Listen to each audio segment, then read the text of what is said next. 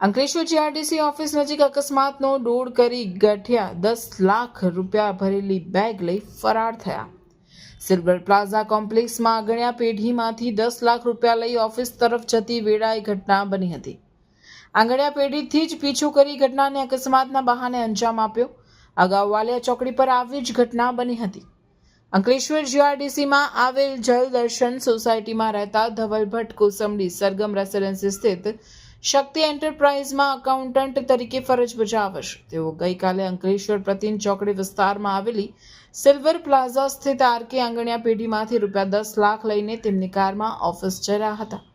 GRDC ઓફિસના gate નજીક પહોંચતા જ 3 બાઇક સવાર ઇસમોએ તેમની કાર પાસે આવીને અકસ્માત થયો હોવાનું જણાવ્યું હતું। આ બહાને તેમણે ધવલ ભટ્ટ સાથે માથાકૂટ શરૂ કરી હતી। આ માથાકૂટ દરમિયાન અજાણ્યા ઇસમોએ અકાઉન્ટન્ટ ધવલ ભટ્ટની નજર ચૂકવી દીધી હતી।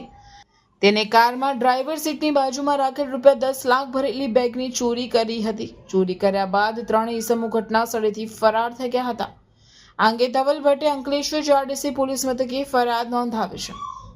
પોલીસે ચોરીનો ગુનો નોંધી આગળની કાર્યવાહી શરૂ કરી છે।